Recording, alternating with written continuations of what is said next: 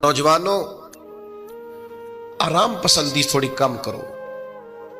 हर वक्त लेटना, हर वक्त आराम तलाश करना, ये कमजोर कर देता है जवानों। लक़द खलक़नल इंसान फी कबद, हमने इंसान को मुशक्कत में रहता हुआ पैदा किया। मैंने अभी दोस्तों से कहा है, फिर आपकी खिदमत में अर्ज करता हूं, रात हो गई है तकरीबन 11 घंटे की। 7 बजे इशा होती है और 6 बजे के बाद ही उमूमन सब जगहों पे फजर की नमाज होती है, तो 11 घंटे की रात बनती। बहुत ज्यादा भी डॉक्टर कहता है कोई सोए तो 8 घंटे सो ले, नींद पूरी है। अगर इशा के बाद मोबाइल करो जल्दी बंद, तो जरा सहरी में उठो, बंदा हो जवान और उठ के पड़े ताज्जुद, तो मजा नहीं आ जाता। और जो सहरी के वक्त दुआ का मजा है, जो दुआ की लज्जत है, नबी करीम अलैहिस्सलाम ने सुबह सुबह सैयदा पाक को आवाज दे के कहा, ये हमारी तालीम के लिए। फरमाया उठो, ये रब करीम से सवाल करने का वक्त है। पिछली रहमत, पिछली राती रहमत रब दी करे बुलंद आवाजा, ओ बख्शिश मंगन वाले कारण खुला जे दरवाजा। लेकिन हमारा मसला ये है कि जिस टाइम जागना है उस टाइम सोते हैं, जिस टाइम सोना है उस टाइम। एक गुजारिश तो ये है कि कोशिश करें इन रातों में तो कम से कम तहज्जुद पढ़ी जाए, और ये कोशिश करके देखें, मजा आएगा। और फिर इधर उधर लोगों को दुख बताने की बजाय ना, जब तहज्जुद की 2 रकते पढ़ ले तो सारा अपने रब की बारगाह में अर्ज कर दे। बोझ भी हल्का होगा दिल का, राज भी रखा जाएगा और करम भी हो जाएगा। और दूसरी गुजारिश ये है कि सरकार दो आलम अलैहिस्सलाम ने नौजवानों से कहा था, जवानों या निकाह करो या रोजे रखो। ये बड़े आसान दिन है रोजे रखने के लिए। रखें जी, आप लोग बैठ जाएं, अल्लाह आपको सलामत रखे, अल्लाह ताला बरकत दे। आप भी बैठ जाएं जी, अल्लाह ताला सबको बरकत अता करे। ये हुजूर के नाम की महफिल है ना जी, इसका अदब बहुत ज्यादा है। इसमें आप इस तरह खेलेंगे मोबाइलों के साथ तो ये वैसे ही अदब के खिलाफ। अल्लाह से 2-4 दोस्त बना लें, बाकियों को दे दें, काफी हो गया। लेकिन ये इस पे मसरूफ ना हो आप भाइयों। अल्लाह करीम ने इरशाद फरमाया कि वदाइयन इलल्लाह, हमने आपको दाइये इलल्लाह बनाया है, अल्लाह की जानिब दावत देने वाला। नबी अकरम सल्लल्लाहु ताला अलैहि वसल्लम ने जो अकायद और नजरियात हमें अता किए, अकीदा तौहीद और रिसालत की सूरत में, वो अकायद इतने जानदार और इतने मजबूत हैं कि वो बंदा मोमिन को ताकतवर कर देते हैं। आप देखिए, अरब के लोग मुख्तलिफ किस्म की ओहाम परस्तियों का शिकार थे। उनका यह ख्याल था कि जब हज करके वो आए हैं तो वो घरों के दरवाजों से दाखिल नहीं हुआ करते थे, बल्कि छतों से कूद कर आते। और कुरान मजीद फरमाता है कि इसको नेकी जानते हो। फिर वो बैतुल्लाह शरीफ का तवाफ करते तो माज़अल्लाह कपड़े उतार के करते। ओहाम परस्तियां, तरह तरह की बातें। मिस्र में एक दरिया था, एक औरत को ज़िबा करके डालेंगे तो फिर दरिया चलेगा। मुख्तलिफ ओहाम लोगों ने पाल लिए थे। आज भी मुसलमानों के अंदर ढेर सारी ऐसी चीजें आ गई हैं जो ज़ौफ़ एतिकादी का बायस बनती हैं। इसकी को जरा कम कर दें भाई। आप देखिए, लोग उलमा के पास नहीं जाते, बाबाओं के पास जाते। ताबीज, धागा, काला जादू, नीला जादू। जिस नौजवान का काम करने को दिल नहीं करता उसे जादू हो जाता है।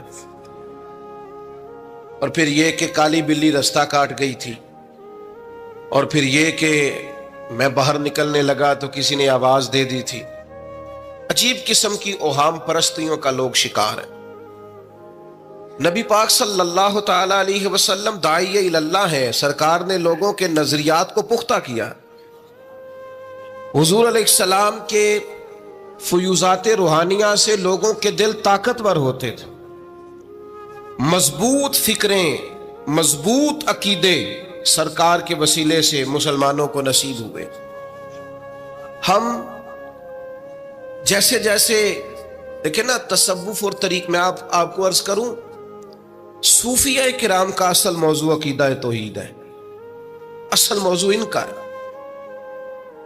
ये वो लोग हैं जो लोगों को सही मानों में तवक्कुल का صبر کا، شکر کا، قناعت کا، رجوع اللہ کا سبق دیتے ہیں. اصل موضوع ہی ان کا ہے. لیکن اب چونکہ صوفیاء کی جماعت میں وہ لوگ اللہ ماشاءاللہ خال خال رہ گئے، اور پھر یہ کہ بیٹھ گئے تعویذ دھاگے دینے والے، زاغوں کے تصرف میں، عقابوں کے نشے من.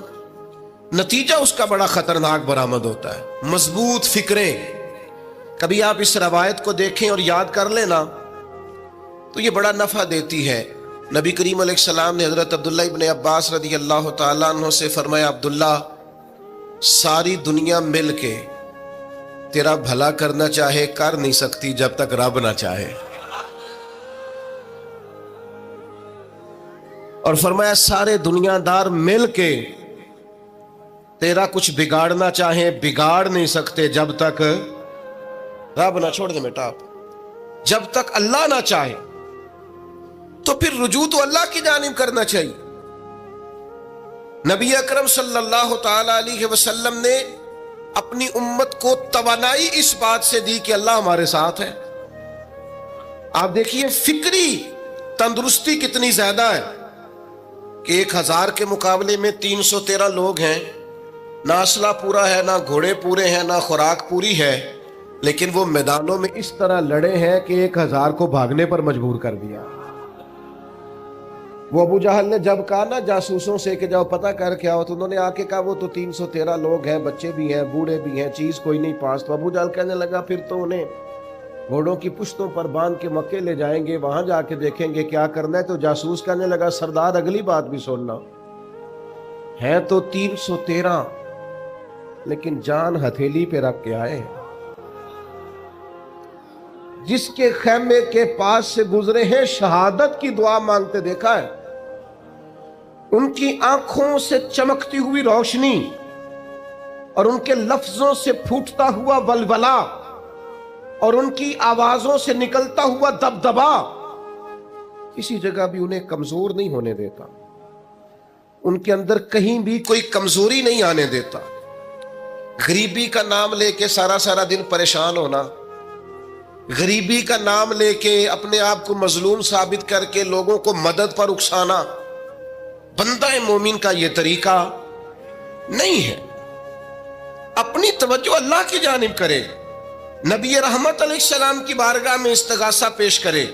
لیکن دنیا داروں کو مائل کرنا، لوگوں کی جیبوں کی طرف دیکھنا، یہ مومن کی شان گردن کو جھکا دیتا ہے. خیرات کا پتھر جہاں میں مانگنے والوں کے سر کبھی اونچے نہیں ہوتے، اور غیرت ہے بڑی چیز جہانے تگ و دو میں.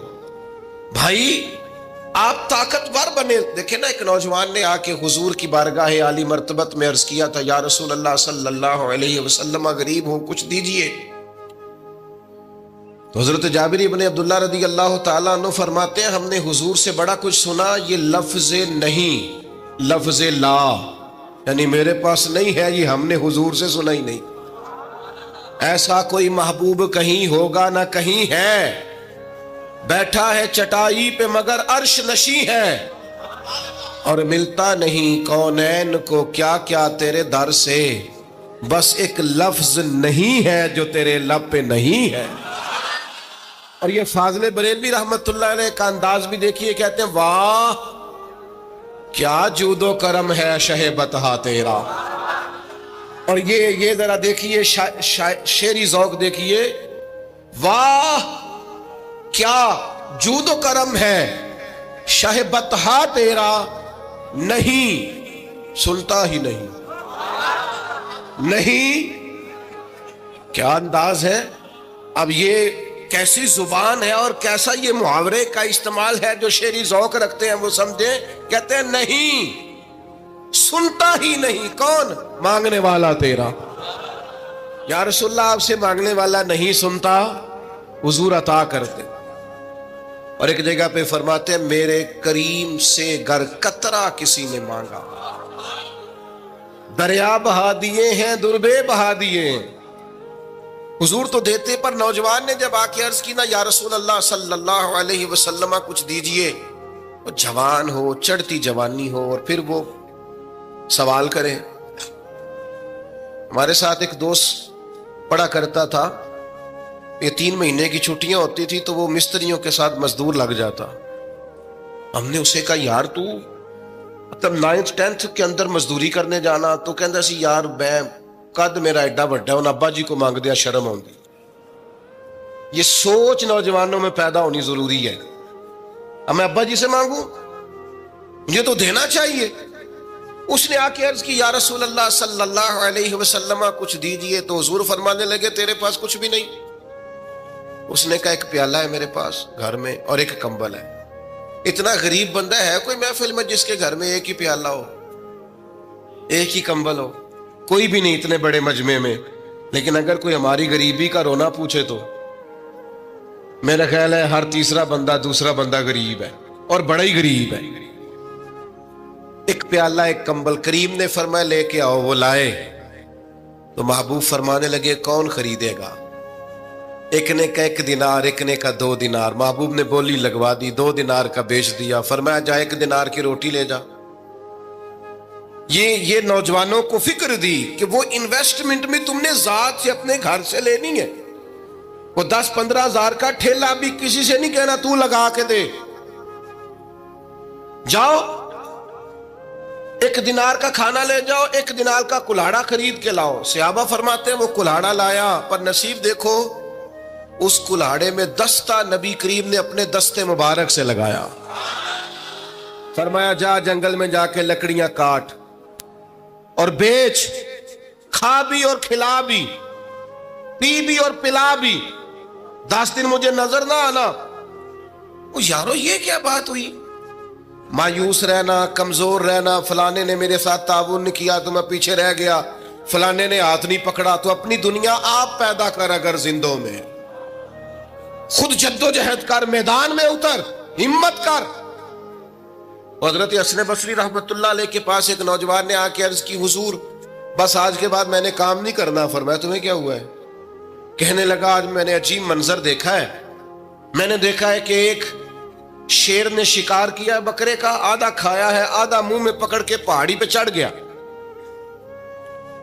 وہاں ایک نابینا لومڑی بیٹھی تھی, باقی کا اس نے اسے کھلایا ہے. تو حضور میں یہ سمجھ گیا ہوں کہ جو رب اس نابینا لومڑی کے لیے بندوبست کرتا میرے لیے بھی کرے گا, لہذا میں نے کام نہیں کرنا. حضرت حسن بصری بڑا مسکرائے, فرمانے لگے کہانی میں کردار تو نے 2 دیکھے, ایک شیر ایک لومڑی. فرمانے لگے کیا بات ہے تیری, تو نے لومڑی بننے کا پروگرام بنایا, شیر بننے کا کیوں نہیں بنایا؟ تو شیر بننا, شکار کر, خود بھی کھا دوسروں کو بھی کھلا. یہ کیا بات ہوئی؟ امت کے جوان فائلیں لیے دفتروں کے چکر لگاتے اور اپنی بغل میں کاغذات لیے امبیسیوں کے پھیرے کاٹتے اور ایجنٹوں سے سوال کرتے کہ مجھے ملک سے باہر جانا ہے, کیا طریقہ ہے؟ یہاں رہ کے بھی محنت ہو سکتی ہے, اپنی مٹی پہ چلنے کا سلیقہ سیکھو. سنگ مرمر پہ چلو گے تو پھسل جاؤ گے. دوستو سنو, میرے کریم نے فرمایا جا لکڑیاں. ایک پیشہ برا ہے میرے بھائیوں, ایک پیشہ, وہ ہے کسی کے آگے ہاتھ پھیلانا. باقی دنیا میں کوئی پیشہ برا جو ٹھیلا لگاتا ہے اور مالٹے بیچتا ہے اور سیب بیچتا ہے, بڑا عزت والا آدمی. یہ شارٹ کٹ چھوڑ دو, دوسروں پہ بھروسہ کرنا چھوڑ دو. وہ شاعر ایک بیٹھا تھا نا, شاعر مجھ سے ناراض نہ ہو جائیں, تو کئی دفعہ وہ شعر و شاعری میں بھی ان کی حالت بڑی خستہ ہو جاتی ہے. جن دنوں لوگ پتلے کپڑے پہنتے ہیں, بعض شاعروں نے ان دنوں میں بھی موٹی چادر لی ہوئی ہوتی ہے. تو ایک جگہ بیچارہ بیٹھا تھا کونے میں, اللہ ماشاءاللہ سب کی بات نہیں, تو حالت ایسی خستہ تھی. ایک بندہ 5 روپے پھینک گیا, تو تھا خوددار, بڑی تکلیف کو اٹھا اپنے پیسے. تو اس نے کہا آپ کی حالت بتا رہی ہے, آپ کو ضرورت ہے. اس نے کہا ضرورت پڑی تو اللہ رسول سے مانگوں گا, تیرے سے کیوں مانگوں گا؟ شعر بڑا قیمتی کہا. اس نے کہا یہ آرزوئے کرم اور میں آپ سے کروں, یہ آرزوئے کرم اور میں آپ سے کروں, یہ بھیک اس کو دیجئے جس کا خدا نہ ہو. میں تو وارث ہے میرے اللہ رسول, میں کو لاوارث ہوں کہ تیرے سے مانگتا پھروں.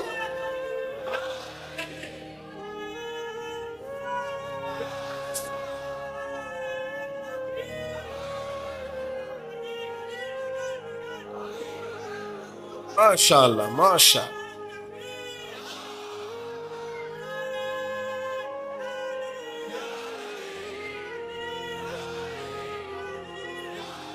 بس ہم سمجھے ہماری قیمت وصول ہو گئی. اگر خودداری پر نوجوان نعرے لگانے لگ گئے تو پھر تو بات بن گئی. لگتا ہے محنت کا ارادہ بن گیا ہے. انشاءاللہ تعالی کشکول ٹوٹنے کا ٹائم آ گیا ہے. کرم کی برکھا برسے گی. یہی ملت کا جوان قیادت کرے گا. اور یاد رکھنا ہمیشہ قیادتیں غریبوں کے بچوں نے کی ہیں. جنہوں نے آدھی قیمت پہ کتابیں لے کے پڑھی ہیں, بڑی ڈگریاں انہوں نے حاصل کی ہیں. یہ کمزور نہ پڑھو. نبی پاک داعیہ اللہ ہے, حضور نے جگایا ہے. 15 دن نظر نہ آنا, مزدوری کر. وہ نوجوان 15 دنوں کے بعد آیا. اب تیرا حال کیا ہے؟ اس نے کہا حضور پہلے ایک پیالہ تھا نا, اب سارے گھر کے برتن بن گئے. پہلے ایک بستر تھا, اب سارے گھر کے بستر.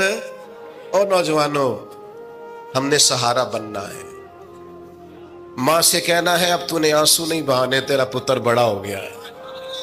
بہن سے کہنا ہے اب تو کبھی پریشان نہیں ہوگی, تیرا بھائی بڑا ہو گیا ہے. بوڑھے باپ کے پاس بیٹھ کے کہنا ابا جی بس اب آنسو پوچھ دو, آج کے بعد پریشان نہیں ہونا, پتر جوان ہے. اپنی بیوی سے بچوں سے کہنا کہ کسی خواہشات پوری کرنے کے لیے تمہیں دیر تک انتظار نہیں کرنا پڑے گا, ہم میدان میں ہیں. بس اپنی مٹی پہ چلنے کا سلیقہ سیکھو. سنگ مرمر پہ چلو گے تو پھسل جاؤ گے. نبی پاک نے محنت کو سپورٹ کیا ہے, مشقت کو سپورٹ کیا. حضور علیہ السلام نے فرمایا سب سے بہترین کمائی وہ ہے جو تو اپنے 2 ہاتھوں سے محنت کر کے کھاتا ہے. فرمایا اللہ کے نبی حضرت داؤد علیہ السلام محنت کر کے کمایا کرتے. سنگیو کام کرنا. اور دوسری بات, بھروسہ اللہ رسول پہ. بھروسہ, ادھر دیکھو میری طرف. دنیا داروں سے امیدیں لگا لیتے ہو بہت زیادہ, تو دنیا دار بندے بیچارے کمزور ہوتے ہیں. جی یہ الیکشن کے دن تھے, گزشتہ سے پیوستہ الیکشن جو گزرا ہے, تو میرا ایک پیار والا دوست بھی ایک ایم این اے کے امیدوار کا بڑا ووٹر سپورٹر تھا. یہاں اس نے اس کا بیج فوٹو والا لگایا ہوا تھا. میں رات کو دیر سے جلسے سے لوٹ رہا تھا تو وہ کھڑا تھا باہر, اور اندر امیدوار صاحب تقریر کر رہے تھے. میں نے کہا ادھر آ. وہ آ گیا. میں نے کہا تو بڑا ووٹر سپورٹر ہے, جا تقریر سن جا کے. تیرا لیڈر تقریر کر رہا ہے, تو باہر گھوم رہا ہے. کہندا ہے پیر صاحب جھوٹ پہ ماردا جو سارے جھوٹ بول رہا ہے, کرنا کرانا کچھ نہیں. تو میں کہ یار جی ایڈے پکے ووٹر سپورٹر نو بھی پتا ہے کہ جھوٹ پہ ماردا ہے, تو ہم تو ویسے ہی سپورٹر نہیں ہیں. ہم نے تو کی محبت تو سیاست کا چلن چھوڑ دیا. ہم اگر عشق نہ کرتے تو حکومت کرتے. او بھائی, جب پکے ووٹر سپورٹروں کو امیدیں نہیں ہیں تو آپ کن سے امیدیں لگائے بیٹھے ہیں؟ آپ جدوجہد کریں, اور امیدیں اللہ رسول سے. نبی پاک علیہ السلام نے فرمایا جو رب پہ بھروسہ کرے گا اللہ کی رحمت اس کی کفایت کرے گی. وَمَن يَتَوَكَّلْ عَلَى اللَّهِ فَهُوَ حَسْبُهُ, وہ اللہ پہ بھروسہ کرے گا اللہ اس کے لیے کافی ہو جائے گا. ادھر دیکھو یار موبائلوں والے دوستوں, بات سنو. گھبراہٹ نہیں, ٹینشن نہیں, انزائٹی نہیں, ڈپریشن نہیں. مومن اور ڈپریشن, مومن اور انزائٹی, مومن اور ٹینشن. او جی مجھے پتہ نہیں مجھے کیا ہو رہا ہے, جی مجھے خوف آتا ہے. آپ کو خوف آتا ہے مومن ہو کے؟ آپ کو یہ کرونا کے دن تھے تو مجھے لے گئے ایک سرکاری ہاسپٹل میں, آپ کچھ یہاں بات کریں, لوگوں کو حوصلہ دیں. تو ایک ڈاکٹر صاحب مجھ سے کہنے لگے جی مجھے نہ تنگ جگہ بڑی گھٹن ہوتی ہے, تو موت سے بڑا ڈر آتا ہے, قبر تو بڑی تنگ ہوتی ہے. میں نے کہا ڈاکٹر صاحب کچھ بھی. کہنے لگے سانس ہی نہیں آتا, چاروں جانب سے بند ہے. تو میں نے کہا بچہ بھی تو ماں کے پیٹ میں سانس لیتا ہے نا. آپ نے تو سبحان اللہ کہا. وہ ڈاکٹر تھے, انہوں نے نہیں کہا. وہ کہنے لگی جو تے اماں لیندی صاحب. ہنستے نہیں جی, باتیں ہنسنے کو نہیں سنا رہا, میں فکری باتیں کر رہا ہوں. کہا وہ تو اماں آکسیجن لیتی ہے تو بچے کو جاتی ہے. تو میں نے کہا چلے ڈاکٹر صاحب وہ جو انڈے سے بچہ نکلتا ہے اس کے تو چارب جانو کوئی صورت نہیں ہوتی سانس کی. تو مجھے کہنے لگے آپ کہنا کیا چاہتے ہیں؟ میں نے کہا میں یہ کہنا چاہتا ہوں قبر کی 2 حالتیں ہیں. قبر دوزخ کے گڑھوں میں سے گڑھا بھی ہے, اور جنت کے باغوں میں سے باغ بھی ہے.